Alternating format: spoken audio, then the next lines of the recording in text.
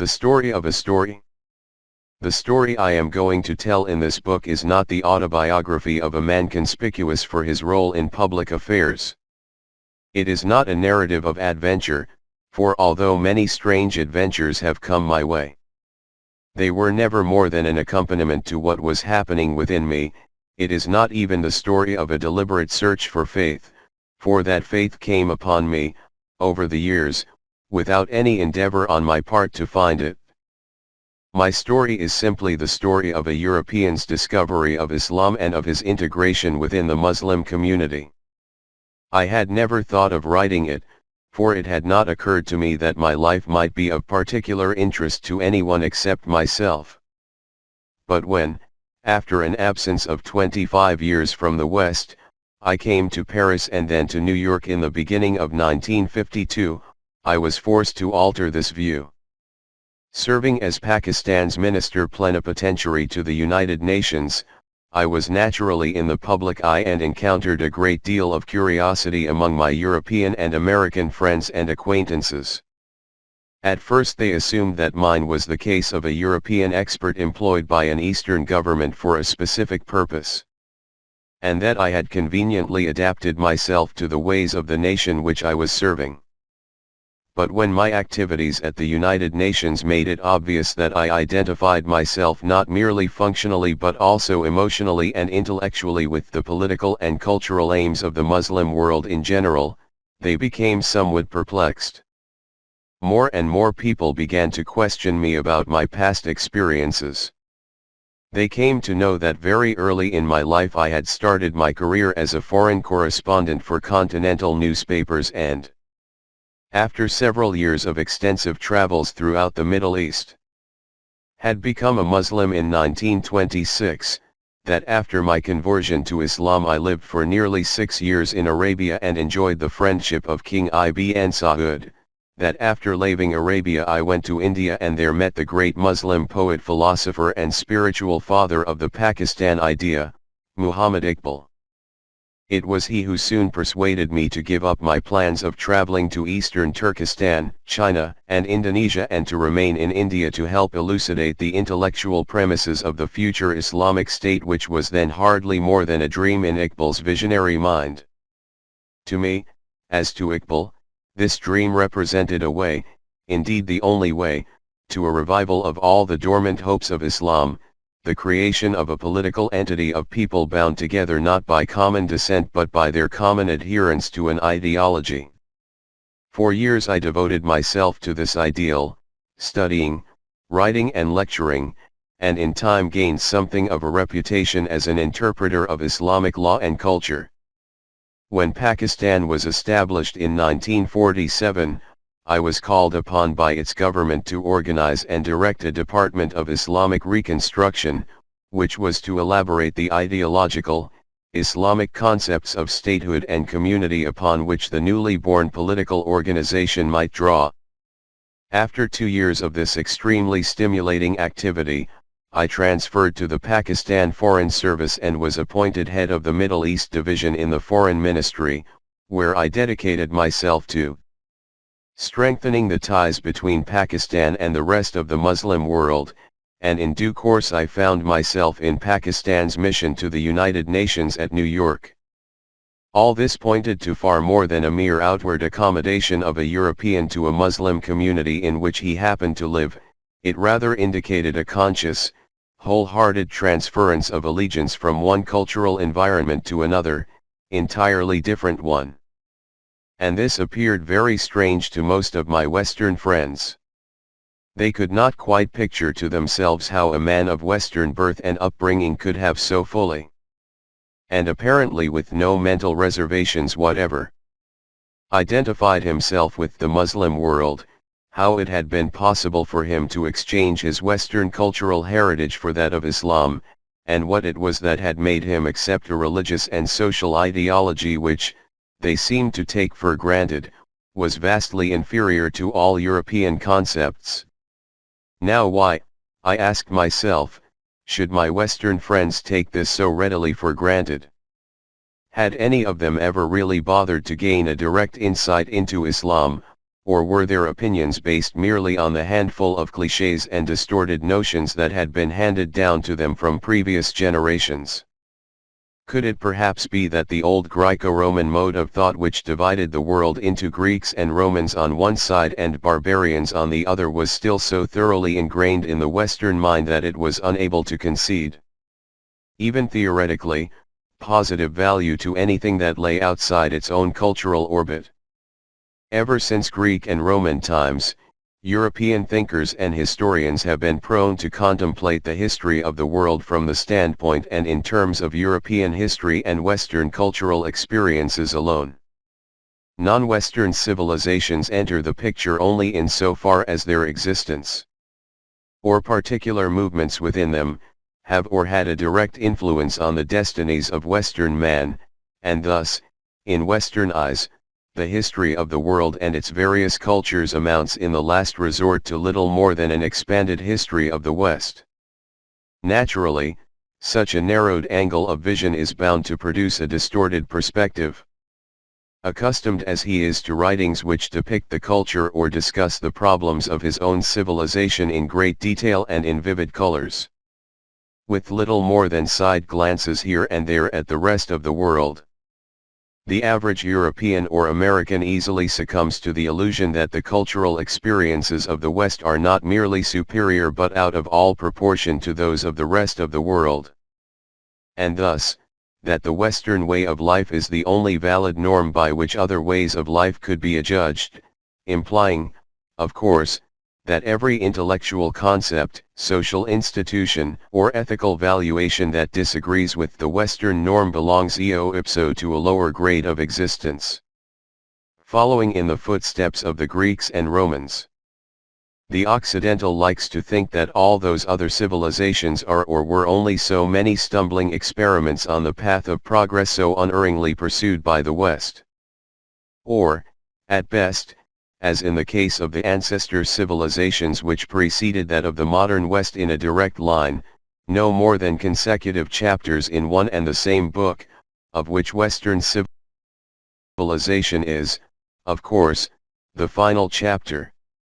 When I expounded this view to an American friend of mine, a man of considerable intellectual attainments and a scholarly bent of mind, he was somewhat skeptical at first. Granted, he said, the ancient Greeks and Romans were limited in their approach to foreign civilizations, but was not this limitation the inevitable result of difficulties of communication between them and the rest of the world? And has not this difficulty been largely overcome in modern times? After all, we Westerners do concern ourselves nowadays with what is going on outside our own cultural orbit. Aren't you forgetting the many books about Oriental art and philosophy that have been published in Europe and America during the last quarter century? About the political ideas that preoccupy the minds of Eastern peoples? Surely one could not with justice overlook this desire on the part of Westerners to understand what other cultures might have to offer? To some extent you may be right, I replied. There is little doubt that the primitive Greco-Roman outlook is no longer fully operative these days. Its harshness has been considerably blunted if for no other reason, because the more mature among Western thinkers have grown disillusioned and skeptical about many aspects of their own civilization and now begin to look to other parts of the world for cultural inspiration. Upon some of them it is dawning that there may be not only one book and one story of human progress, but many, simply because mankind, in the historical sense, is not a homogeneous entity, but rather a variety of groups with widely divergent ideas as to the meaning and purpose of human life. Still, I do not feel that the West has really become less condescending toward foreign cultures than the Greeks and Romans were, it has only become more tolerant. Mind you, not toward Islam, only toward certain other Eastern cultures, which offer some sort of spiritual attraction to the spirit-hungry West and are, at the same time, too distant from the Western worldview to constitute any real challenge to its values. What do you mean by that? Well, I answered, when a Westerner discusses, say, Hinduism or Buddhism, he is always conscious of the fundamental differences between these ideologies and his own. He may admire this or that of their ideas, but would naturally never consider the possibility of substituting them for his own. Because he a priori admits this impossibility, he is able to contemplate such really alien cultures with equanimity and often with sympathetic appreciation. But when it comes to Islam, which is by no means as alien to Western values as Hindu or Buddhist philosophy, this Western equanimity is almost invariably disturbed by an emotional bias. Is it perhaps, I sometimes wonder, because the values of Islam are close enough to those of the West to constitute a potential challenge to many Western concepts of spiritual and social life? And I went on to tell him of a theory which I had conceived some years ago, a theory that might perhaps help one to understand better the deep-seated prejudice against Islam so often to be found in Western literature and contemporary thought. To find a truly convincing explanation of this prejudice, I said, one has to look far backward into history and try to comprehend the psychological background of the earliest relations between the Western and the Muslim worlds.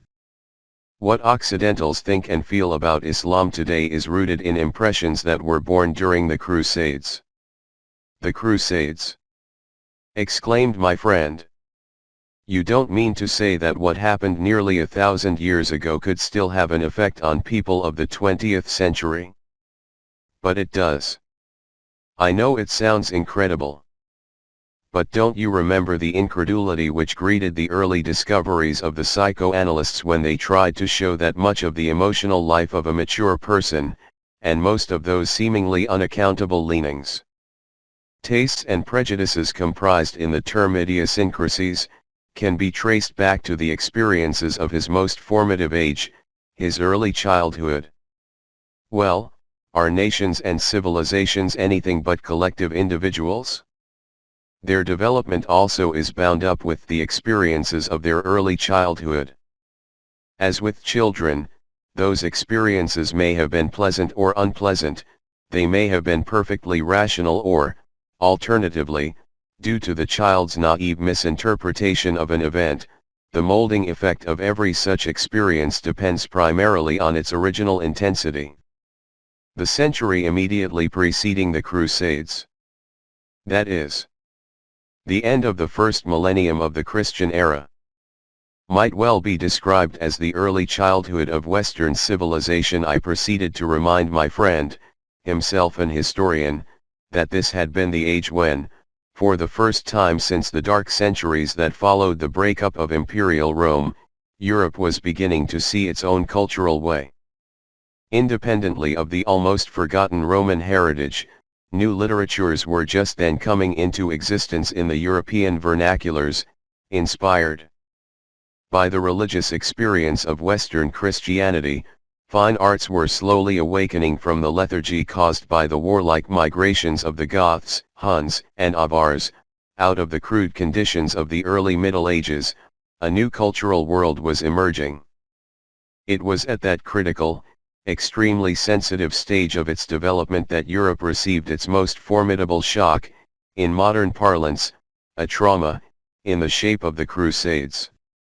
The Crusades were the strongest collective impression on a civilization that had just begun to be conscious of itself. Historically speaking, they represented Europe's earliest, and entirely successful, attempt to view itself under the aspect of cultural unity.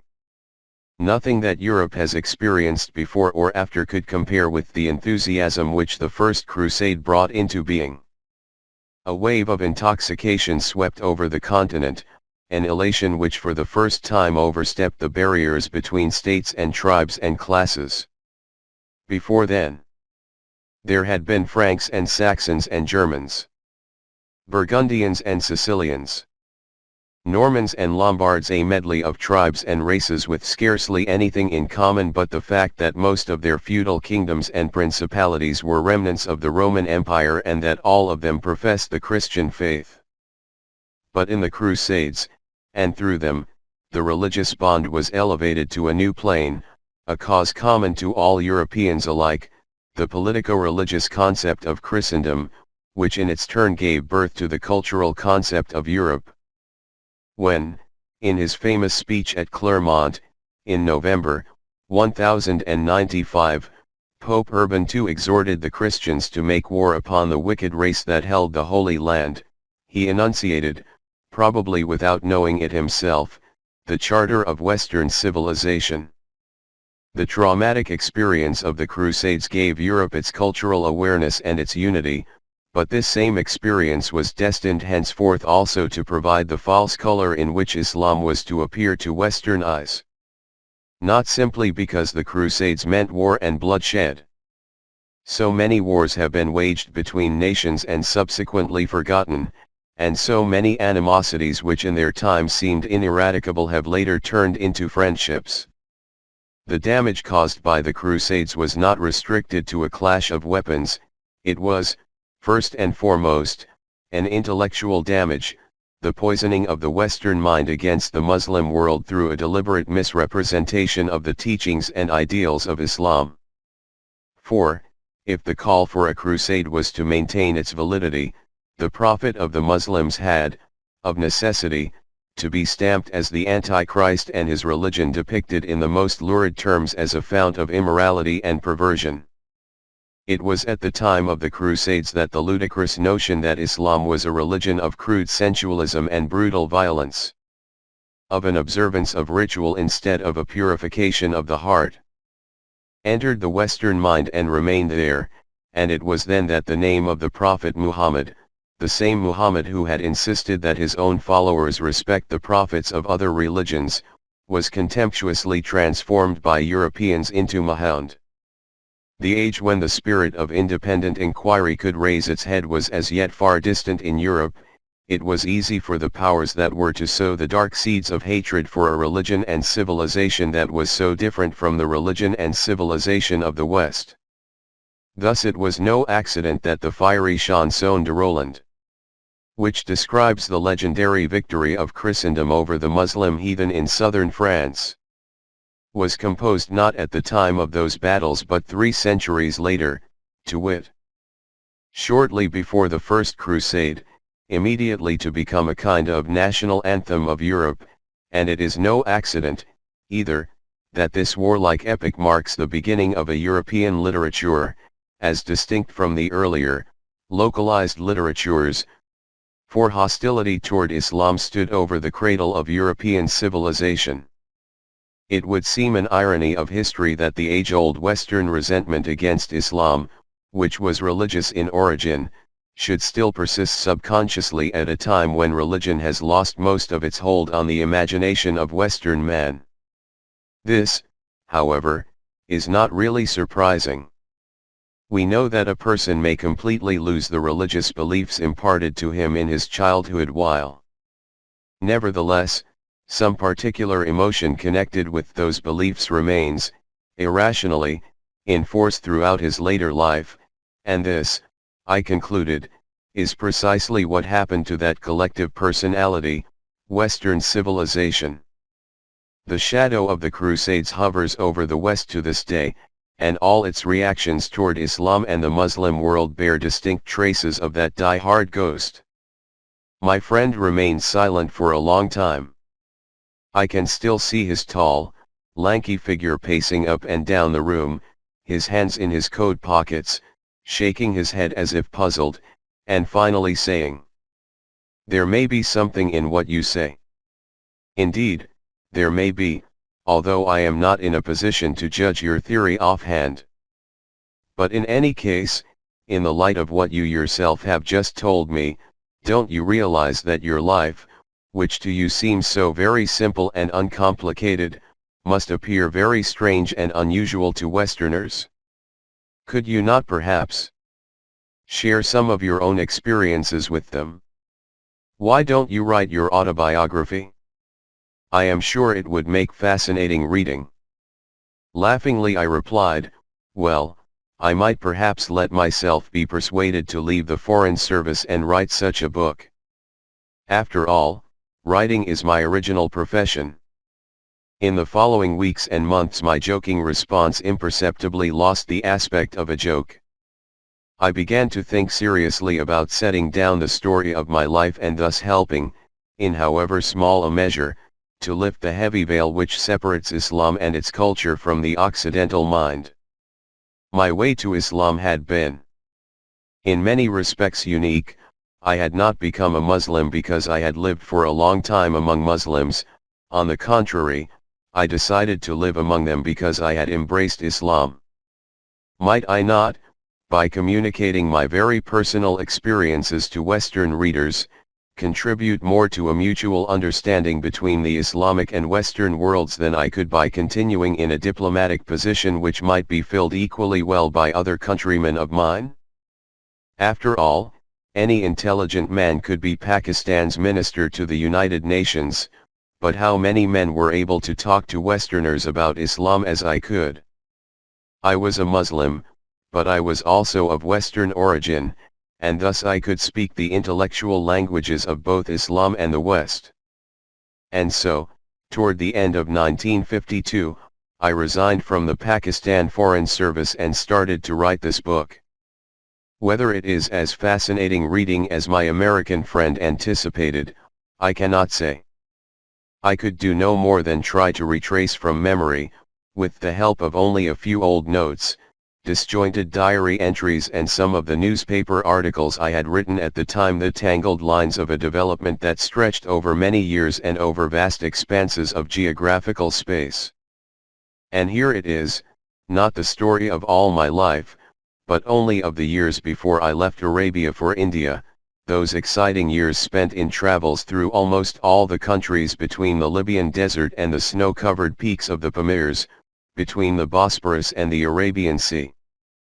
It is told in the context and, it should be kept in mind, on the time level of my last desert journey from the interior of Arabia to Mecca in the late summer of 1932, for it was during those 23 days that the pattern of my life became fully apparent to myself.